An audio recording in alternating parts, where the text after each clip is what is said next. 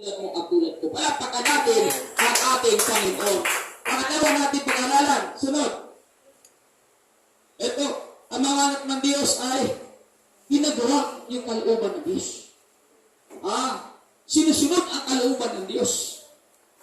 Hindi kalooban nila. Hindi kalooban ng tao, kundi kalooban talaga ng Diyos ang masunod. Dahil sila po ay anak ng Diyos. Una 1 chapter 3, dito natin makilala kung sino ang anak ng Diyos at kung sino ang anak ng demonyo. Ang sino mang hindi gumagawa ng ayon sa kalooban ng Diyos at hindi umibig sa kanyang kapatid ay hindi anak ng Diyos. So sino daw yun? Yung hindi gumawa sa kalooban ng Diyos at hindi umibig sa kanyang kapatid ay hindi anak ng Diyos. Ngayon tayo mga kaibigan, alam kong mahal na mahal natin ang ating kapatiran. Di po ba? Alam kong sinusunod natin ang kalooban ng Diyos. Anak tayo mga kaibigan. Di ba? Kaya di ba pag minsan hindi natin nag-alinlangan tayo sa pagsunod sa kalooban ng Diyos, kinukumbikta ka eh. Di ba?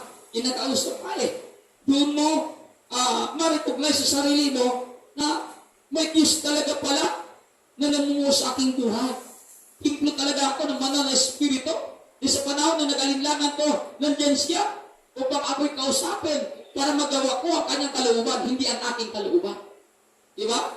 Kasi minsan nagtatalo eh. Yung kalooban natin at kalooban ng Diyos. Di ba?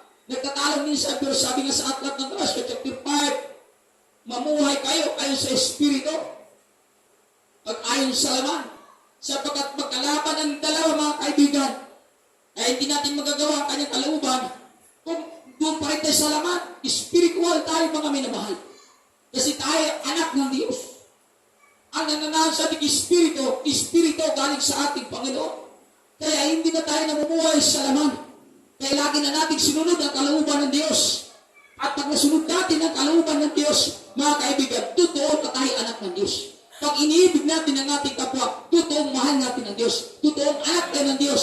Sapagkat ang mga umibig, mga kaibigan, sa ating kapwa, ay doon natin yan ipinapakita sa ating Diyos na makapangyarihan. Kaya napaka-importante na mahalin natin ang ating kapwa. Sa anong kaparanan?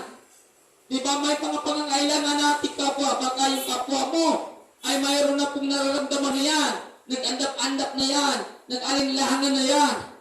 Para tandila na nauupos na ang kanyang spiritual. Dahil mahal mo siya, bahaginan mo ng salita ng Panginoon. Huwag mong hayaan na mamatay ang apoy niya. Hindi dapat yung alalahanin ang kanyang spiritual na buhay. Tulungan natin siya.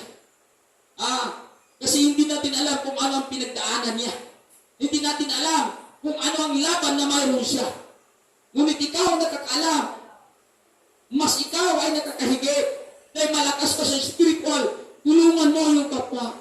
Dahil mahal mo siya. At sa pagtulong mo sa iyong kapwa, mga kaibigan, doon nakikita na ikaw ay tunay na anak ng Diyos. Hindi nagpapabaya doon sa mga kapatiran mo. Palapakan natin ang ating Panginoon. Kaya yun ang dapat gawin natin, magtulungan tayo bilang mananampalataya. Magdadamayan tayo bilang mga anak ng Diyos. Hindi tayo magpapaya. Kaibigan, dahil ang kaaway, walang ibang ginagawa yan sa mundong ito, kundi sirain ang ating relasyon sa Diyos, kundi wasakin niya ang ating pananampalataya sa Diyos, patayin niya ang ating kaugnayan sa Diyos sa pamagitan ng mga bagay sa mundong ito. Kaya dapat mga kaibigan, habang tayo nabubuhay sa mundong ito, lakaran natin ang salita ng Diyos. Huwag yung mga bagay sa mundong ito, mga kaibigan. Kaya kung naglakat tayo sa mga bagay sa mundong ito, maaring madaya tayo, malinlang tayo, at manghina ang ating pananampalataya sa ating Panginoon Kristo. Ang mga anak ng Diyos, lumalakad yan sa salita ng Diyos.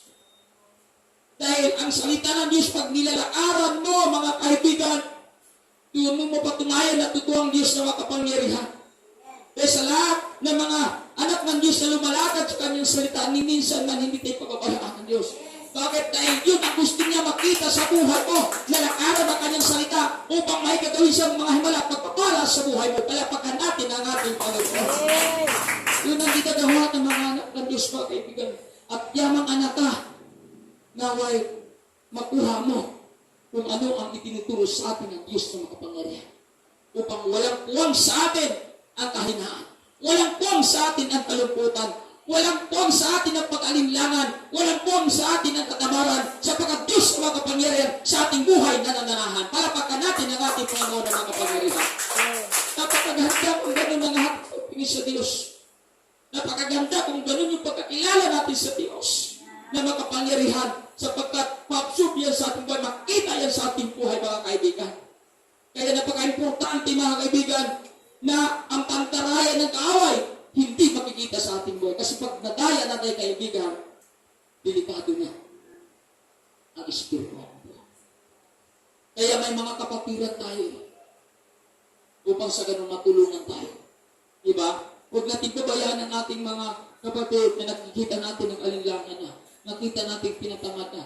Nakita natin na parang andap-andap na.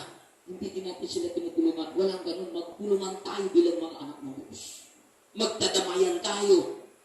Maging ilaw tayo sa bawat kapwa natin. Maging asin tayo sa bawat kapwa natin upang wala kong mabakslay paghina ng lupapay at mataya ng kaaway. Yung dapat natin gawin mga kaibigan dahil tayo tunay na mga anak ng Diyos. Panghawakan natin ang kanyang salita. Dahil ang kanyang salita ay may kapangyarihan. Tandaan po natin ang kanyang salita ay may kapangyarihan. Kaya sa mga tao o sa mga anak ng Diyos na namumuhay sa salita ng Diyos, mga kaibigan, yung mga Kristiyano, yung mga tao na tunay na nagmamahal sa salita at ginagawa nila sa kanilang kapwa. Palapakan natin ang ating Panginoon. Sumunod natin pag-aralan, mga kaibigan, sa Matthew chapter 12 verse 20, sapagkat ang sino mang sumunod sa kalooban ng aking Ama na sa langit, yun ang aking ina at mga kapatid. Pero sino daw ang sumunod sa kalooban ng aking Ama na sa langit? Yun lang daw ang itinuturing na ina at mga kapatid.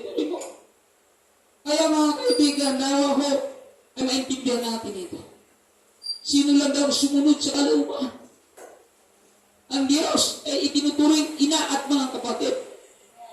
Kaya nga, napaka-importante sundin talaga natin ang kalooban ng Diyos. Huwag yung ating kalooban, huwag yung ating kaisipan, huwag yung ating diskarte, huwag yung ating mga ginagawa na wala sa Biblia, kundi ang ating sundin, yung itinuturo ng Diyos sa Biblia, sapagkat kalooban niya yan. At pag yan ang ating minahal at ginagawa natin, totoong anak tayo ng Diyos, palapakan natin ang ating Panginoon. Huwag kang gagawa ng diskarte na wala sa Biblia. Katulad tayo nangyari sa Saul, na hindi nautos ng Diyos, ginawa. Doon siya bumagsak. Kaya nabaliw tuloy siya doon, mga kaibigan. Kaya kung ano lang kalooban ng Diyos, doon tayo. Diba? Huwag tayo gumagawa na ibang paraan, hindi naman kalooban ng Diyos yan. Mayroon siyang sinasabi at doon natin, lalakaran natin ang kanyang sinasabi bilang mga anak niya. Kahit mahirap gawin natin, dahil sa mahirap na mga talata, kung ito'y ginagawa natin, mga kaibigan, ang Diyos ay hindi nagpabaya sa kanyang mga anak. Sa panahon na hirapan ka, gagawa ang Diyos na paraan para ikaw mapalakas at malakaran mo ang kanyang salita. Dahil ang sa kanya, hindi niya pwedeng iiwan, mga kaibigan. May anak pa na iiwan ng ama, hindi wala po mga minamahal. Hindi tayo kailanman iiwan ng Diyos. Kung sa tingin ng mga tao, wala tayong kaya. Kung sa tingin mo sa sarili mo, wala kang kaya. Pero ang Diyos sa makapangyarihan ay may kaya sa lahat ng bagay. Ang sa'yo lamang, paniwalaan kung anong itinuturo ng Diyos na nakasulat sa Biblia. Pag pinaniwalaan mo yan, pag ginawa mo yan, magtatagumpay ka. Anumang mga pangarap mo sa iyong buhay, palagpakan natin ang ating Panginoon. Napaka-importante mga kaibigan, na sundin po natin anuman ang itinuturo niya sa atin. Sapagkat malinaw dito mga kaibigan, pag gumawa tayo ng sariling diskarte natin, bumabagsak po tayo dyan. Maraming tao sa ating kapanahonan ngayon, marami akong napapakinggan. Okay lang, kahit hindi ako magsimba, mabait naman akong tao. Okay lang man, kahit magsimba, mapagbigay man ako, approachable man ako, marami akong kaibigan, hindi naman ako gumawa ng kasalanan. Mga kaibigan, yung hindi mo pala magsimba, kasalanan na po yan. Gumawa natin sariling diskarte, gumawa natin sariling paraan. Mga kaibigan, hindi ganun ang itinuturo sa ating ng Diyos. Ulitin ko, kung bakit napahamak si Haring Saul na gumawa ng sariling diskarte na hindi naman itinuturo sa kanya ng Diyos. At ganun din maraming tao sa ating kapanahonan ngayon. Okay lang, kahit hindi ko magsisimba, kahit sa bahay lang ako, total nananalangin naman ako, total mabait naman ako. Mga kaibigan, Hindi ganun ang itinuturo ng Diyos. Bakit yun ang kinakatwiran ng tao? Dahil hindi totoo anak ng Diyos. Palapakan natin ang ating Panginoon. Dahil kung totoong anak ka, masutrin ka. You are doing the will of God. Dahil anak ka. May kakayahan ka gawin. May kapangyarihan ka na namana mo mula sa Diyos. Hindi ka nangangatwiran. Bakit? Ang Diyos hindi nangangatwiran. Hindi ka nagdadahilan. Hindi ka nang lupay-pay. Patuloy mo pa rin tanaas ang pangalan ng ating Panginoon. Bakit? Mayroon kang natanggap na kakaiba mula sa Diyos. Ipinagkaluban ka na niya ng kapangyarihan. Pinagkaluban ka na niya ng karunungan. Pinagkaluban ka na niya ng espiritu para magawa mo ang kaluban ng ating Panginoon. Pero lahat ay kaya mong magawa, mga kaibigan. Dahil ang Diyos na mismo ang nandyan sa buhay mo bilang anak ng ating Diyos sa mga kapangyarihan. Kaya lahat ay kaya mong gawin. Minsan, bakit hindi mo kaya magawin? Dahil may demonyo upang linlangin ka, upang hadlangan ka, upang manghina ka. Dahil ang gusto ng demonyo, mawasak ang relasyon mo sa Panginoon, mamatay ang kaugnayan mo sa Panginoon. Dahil gusto ng demonyo siya ang susundin mo. Bilang mga anak ng Diyos, hindi na kailan tayo madadaya sapagkat may Diyos na bibigay sa atin ng karunungan at kapangyarihan upang may paglaban natin ang kanyang pangalan habang tayo nabubuhay sa mundo ito. Palapakan natin ang ating Panginoon. Tandaan po natin ang kanyang sinasabi. Hindi lahat, mga kaibigan, kundi yun lamang sumusunod sa kalooban ang mga sabi. Sana maintindihan natin upang sa ganun hindi tayo madadaya habang tayo nagbubuhay sa mundo ito. Sunod natin pag-aralan, sabi ka dito sa aklat na Matthew 7:21, hindi lahat na tumatawag sa akin, Panginoon, Panginoon, ay papasok sa karen ng langit, kundi ang lamang sumusunod sa kalooban ng aking amang nasa langit. Yung sumunod lamang. Tandaan po natin, maraming Kristyano ngayon, maraming simbahan ngayon. Hindi masama, maganda yan. Maraming nagsisimbangin, hindi masama, maganda yan. Ang problema, sumunod ba sa kalooban ng Diyos? Diba? Ang tanong ngayon, sumunod ba talaga sa kalooban ng Diyos? Talagang Diyos pa talaga ang nasa puso't isipan natin? Kung talagang Diyos talaga sa puso't isipan natin, ay totoo na tayo anak niya. Totoong may kaugnayan tayo sa Kanya. Totoo at buhay ang ating pananampalataya sa Kanya. Totoo ang ating pagmamahal sa Kanya. Kaya nagawa natin lagi ang pagsimba, pagpupuri sa Kanyang pangalan sa loob ng simbahan. Di totoo na mayroon tayong kakayahan dahil ang Diyos sa makapangyarihan sa atin ay nananahan. Pero kung hindi tama ang ating puso, mga kaibigan, matamaan tayo sa talagang ito. Nasimba-simba lang. Simba-simba lang pero wala palang nangyayari sa loob ng kanyang puso at isipan. Walang pagulat, walang paglago. Bakit? Hindi pala tama ang kanyang puso. Hindi tama pala ang kanyang isip. Kaya delikado, mga kaibigan. Huwag nawa mangyari ito sa lahat ng buong naging. Naway, ngayon pa lang, makikita na natin sa ating sarili kung saan tayo nabulog, kung sino ba talagang pinaglilingkuran natin. Diyos pa talaga na totoo o yung kalaban ng Diyos? Kasi dalawa lang eh. Dalawa lang pwede natin paglikuran. Si Satanas lang at ang ating Panginoon. Kung wala ka sa ating Panginoon, ay kanino ka nabilog? Diba? Dalawa lang eh. May dalawa lang ng Diyos.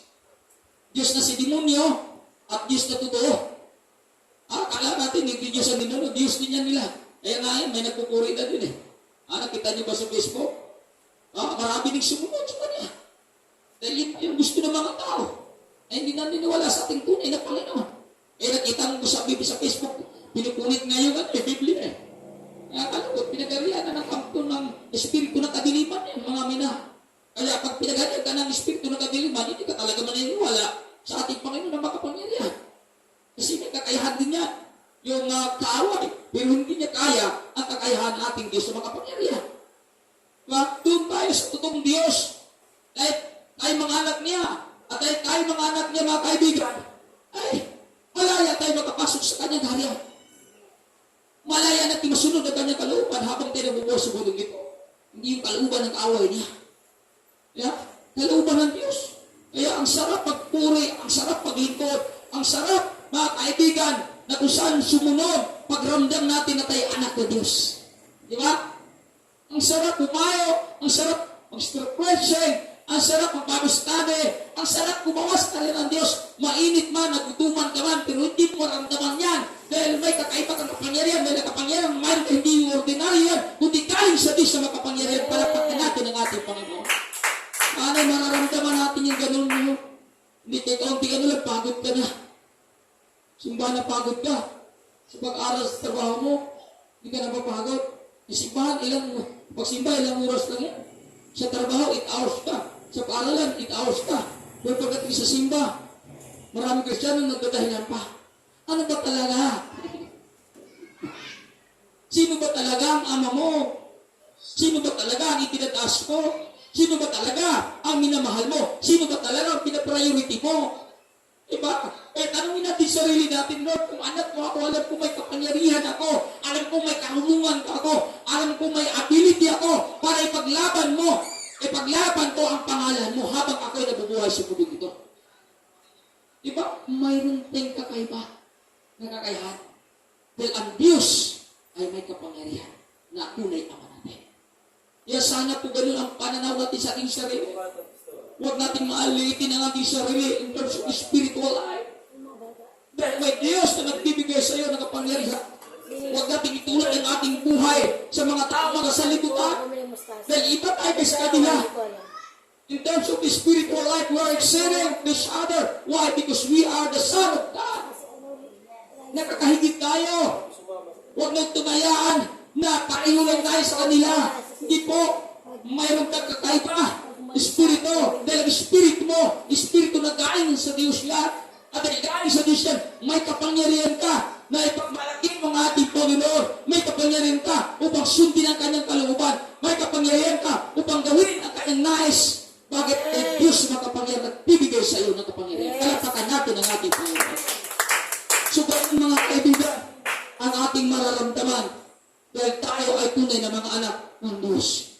Kaya natin na ito, talatang ito ay ipasok natin sa ating puso't isipan upang sa araw-araw nating pamumuhay, mga kaibigan, lahat nating masunod ang kalooban ng ating Panginoon. Hindi ang ating kalooban. Sa trabaho mo, sa negosyo mo, sa pag-aaral mo, o saan ka man naroon, naway laging alalahanin mo ang salita ng ating Panginoon. Naway lagi mong intindihin ang kaugnayan mo sa ating Panginoon. Upang sa ganon, saan ka man naroon, makilala pa rin. Makilala ka pa rin ito, anak ng Diyos. Dahil sa mga kilos mo, sa galaw mo, sa pananalita mo, sa katangian mo, napakaganda. Dahil ang Diyos ay pagpapala. Ikaw din bilang anak, pagpapala ka nawa sa mga tao na kapaligid sa buhay mo. Palakpakan natin ang ating Panginoon. Pagpapala ang Diyos, mga minamahal. Kaya dapat ganun tayo. Pagpapala tayo, mga kaibigan, sa mga tao na kapaligid sa ating buhay. Yun ang dapat makita sa ating buhay. Nang sa ganoon, mga minamahal, sigurado, nakakatiyak tayo na palang araw, ilangit ang pupunta natin. Dahil sa gawa, parang sa kilos, parang sa pananalita pa lang, tunay, may kakaibang nakikita sa iyo dahil sa kapangyarihan at taglay mong galing sa ating Panginoon Kristo. Sunod natin pag-aaralan. Ito yung na mahirap ito gawin.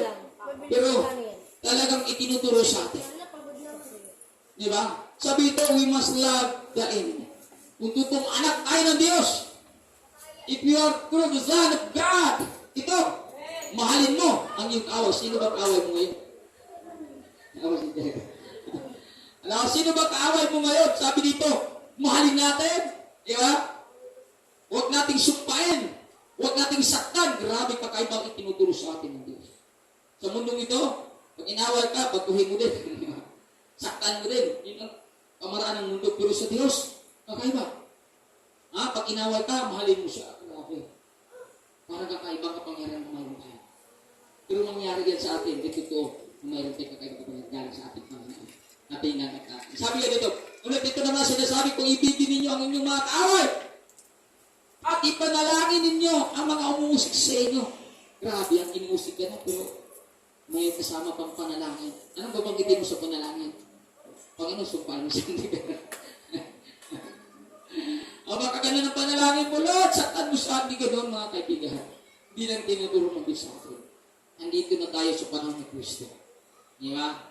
Dito na tayo sa habang.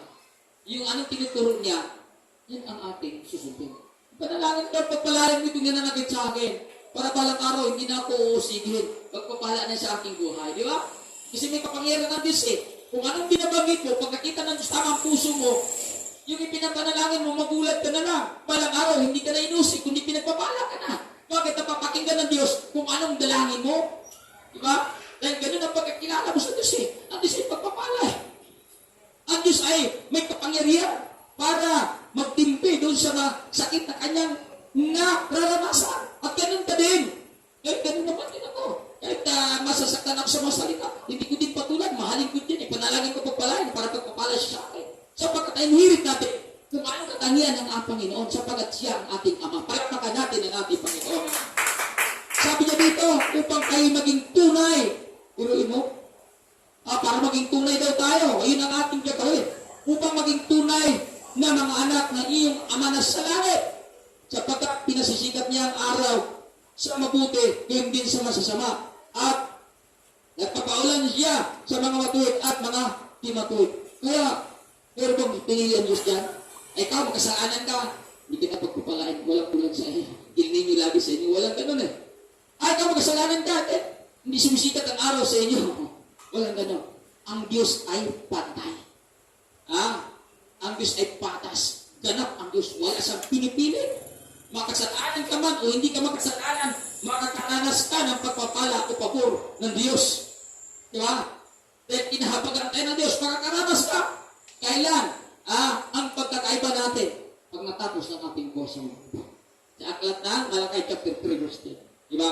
Doon na natin makikita ang pagkakaiba ng banal at makasalanan.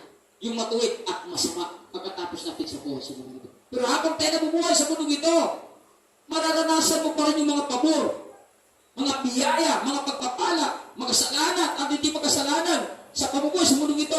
Pareho lang ang takbo natin. Maraming makasalanan, pinagpapala, mayaman, bilyonaryo. Di ba? Marami ding mga mananampalataya na hindi bilyonaryo. Walang-wala, di ba?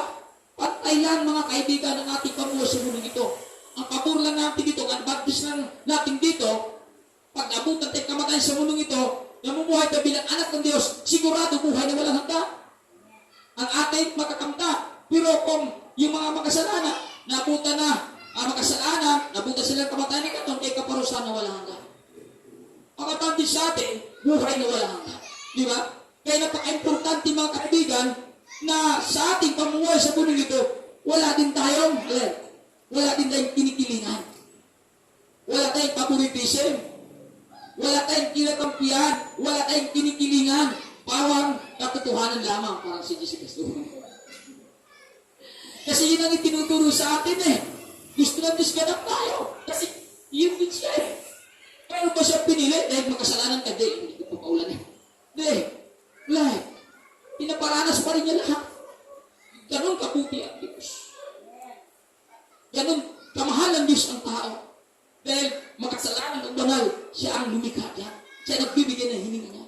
Kaya bakit ang gagawin maraming tao na nagsakripisyo ng face, ipangaral ang kanyang salita. Dahil maraming tao ngayon, dinadaya ng away. Gusto nyo sa lahat ng dinadaya ay tanumpali sa kanya upang makalag doon sa kasalanan at makapabuhay na may kapanalan. At tayo ngayon sa ating kapanalan ginamit sa lugar na ito para patuloy spread out ang salita ng Diyos. Hindi lang sa loob na ito, kundi sa lansangan o sa iba't ibang lugar man. Di ba? Tayo ang ginamit ng Diyos. Mahal niya ang lahat ng tao. Lalo na sa mga makasalanan. Mahal ng Diyos yan. Mga minamahal. Kaya nga hindi niya tulad ng kamatayan yung mga makasalanan eh. Kasi mayroon kanyang panahon. Kung kailan tayo matatapos sa daigdig na ito. May kanya-kanyang araw, buwan, taon. Kung kailan matatapos ang ating buhay sa mundo ito. At habang hindi pa natatapos ang ating buhay sa mundo ito, makasalanan ka ma, o hindi makasalanan yung pabor ng Diyos, ay mararanasan mo pa rin. Kaya nga yung iba, hindi sumunod sa kalooban ng Diyos kasi ayahay buhay nila eh. Ayaw na may kaya, yung mayaman na. Mahirap yan, mga kaibigan. Baginan mo salita ng Diyos. Di ba? Tigas ang puso niya. Kaya mapalad tayo na ang ating puso ay hindi matigas. Kung tayo binagian na ng salita ng Diyos, ay talagang tinanggap, pinaniwat at ginawa. Kaya nabago tayo, mga kaibigan. Kaya tayo po ay sigurado na makapasok sa kanya ng ating Panginoon bilang mga anak. Sunod na talata, 46, sabi niya dito, kung ang mga nagmamahal sa inyo, siya lamang ninyong mamahalin, anong gandin pala ang inyong mahasan? So, ayaw talaga ng Diyos na gano'n. Yung one-sided ko ba? Ito lang, ibigin ko, ito lang pautangin ko, ito lang tulungan ko. Dahil may kaya ito. Dahil kilala ko. Hindi pala gano'n ang Panginoon. Pantay ang Panginoon, kaya napangkapang Panginoon. Hindi ba't ginawa rin niya ng mga naniningilabos? O, di ba? Ginawa din niya ng mga makasalanan. Kaya mga kaibigan, kinakailangan sa ating ganap talaga tayo, wala tayong tinikilingan, wala tayong kinakampihan, kundi dapat pantay ang ating ginagawa sa mga tao. Verse 47, at akong ama kapatid lamang ninyo ang inyong binabate, ano ang ginagawa ng higit kaysa iba? Hindi ba't ginagawa rin ito ng mga hintel? O diba? Ginagawa din ng mga makasalanan niya. O nating gayahin ng mga makasalanan. Dapat na tayong gayahin ng mga makasalanan upang makakay sila sa kabanalan. Diba? Hindi dapat natin sila gayahin. Dapat tayo ang gayahin nila. Diba? Eh kung ganyan ang pamaraan ng mga hintel o mga makasalanan, hindi natin gayahin na. Ang sa ating patas, diba? Makasalanan man yan, hindi makasalanan, nandun pa rin yung ating pagtulong sa kanila. Nandun pa rin yung ating kalinga sa kanila. Hindi natin talagang pinipili kung sino ang ipakitaan na magandang asal. Diba? Kundi lahat dapat. Hindi kaya hayuin ko ito kasi mabait na ito kung naginipid natin. Ito masama. Hindi ko nabahagian ito kasi sa bahay ito sa tingin ko. Walang ganun mga kaibigan. Mas mahalaga nga yan eh. Yung mga walang nagkakagulat sa Diyos, yung mga makasalanan talaga. Mas yun dapat ang pukusan mo eh. Dahil na nag-aaway eh. Huwag na yung yung ano na, ipagay na sa ulo. Ito na yung wala talaga pagay, yung ginaya ng demonyo. Dapat hindi papakita. O ang tunay na ganap na pagmamahal mo sa Panginoon. Kung tuwing nag-aaway sila, ay pagkasalanan ito, ayaw ko dito. Dahil ako ay pag-aw sa Panginoon. Sinaktan ng Panginoon, kaya ayaw ko din lumapit sa Panginoon. Walang gano'n.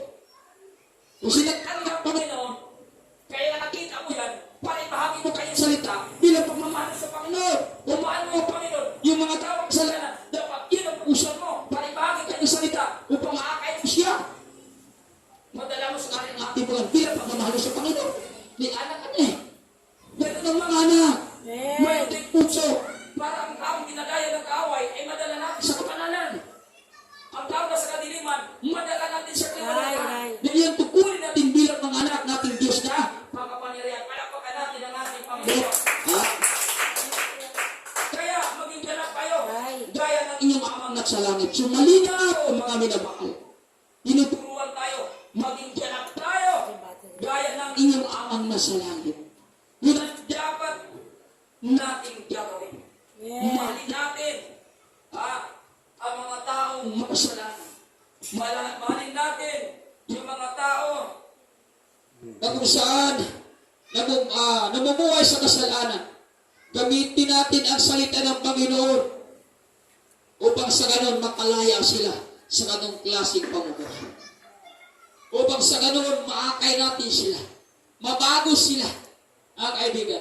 Kaya wala namang ibang gagamitin ng Panginoon niya para sila'y mabago. Tayo na una niyang binago. Tayo na anak niya. Tayo na binigyan niya ng kapangyarihan. Tayo na binigyan niya ng karunungan. Gamitin natin yung karunungan at kapangyarihan binigyan niya sa atin bilang anak upang maakay yung mga taong walang kaugnayan sa ating Panginoon. Upang maakay yung mga taong walang relasyon sa ating Panginoon. O walang pananampalataya, walang pag-ibig sa ating Panginoon. Di ba napakaganda na makita natin sa ating sarili na naakay siya dahil sa buhay na mayroon ka na ibinigay ng Diyos para sa iyo. Diba? May buhay ka kayo na bago, bigay ng Diyos siya at gamitin mo yan para makaakay ka ng iba. At ang iba na sa kasalanan, mabuhay na ng kabanalan. Dahil anak ka ng Diyos, minahal mo din ang mga tao, mga makasalanan. Huwag natin silang layuan. Huwag natin silang iwasan. Maging ganap dapat ang ating ipapakita sa mga tao sa mundong ito. Huwag natin piliin kung sino lang ang ating lapitan. Kundi lahat dapat nating bahaginan ng salita ng Diyos bilang mga anak ng Diyos. Namumuhay tayo dapat naganap. Dahil yun ang itinuturo sa atin ng Diyos bilang mga anak niya. Palapakan natin ang ating Panginoon. Hallelujah. Mayroon pa ba? Wala na. Ito, sa Roma chapter 12, 21 dito, salit, kung nagugutom ang inyong kaaway, pakainin mo, biruin mo. Love your enemy. Pakainin, kaya mo ba yan, Jera? Salit, kung nagugutom ang inyong kaaway, pakainin mo. Kung nauuhaw, painumin mo. Sa gayon, magbubunton ka ng mga bagas, kanyang ulo. Grabe mga kaibigan. Huwag kayong magpadaig sa masama, kundi daigin ninyo ang mabuti, ang masama. Grabe itinuturo sa atin ng Panginoon. Napakaganda kayo itinuturo sa atin. At alam kong kaya natin gawin ito mga kaibigan, sapagkat totoo na anak tayo ng ating Diyos. At totoo, anak tayo ng Diyos mga kapanginoon. Minahal natin yung kahoy natin. Pinakain natin sa pamagitan ng salita ng Diyos. Pinainom natin sa pamagitan ng presensya, katangian ng Panginoon na nakikita sa ating buhay. Upang sila ay ating maakay, upang sila ay ating ma-restore, upang sila ay tunay na mabago, tulad ng pagbabago na ngayon kayo. Gawin po natin bilang mga anak ng Diyos, dahil yun ang itinuturo sa atin. Huwag tayong magpanaig sa masama, kundi daigin natin ng masama na mabuti. Gawa natin ng mabuti yung mga taong gumawa sa atin ng masama. Dahil yun ang ipinapakita din ng ating Panginoon nung siya po ay nasa mundong ito. Kaya yun din dapat ang ating ipakita sa mga tao na kapaligid sa atin na masama. Dahil mahal natin ang ating Panginoon bilang mga anak niya. Palakpakan natin ang ating Panginoon.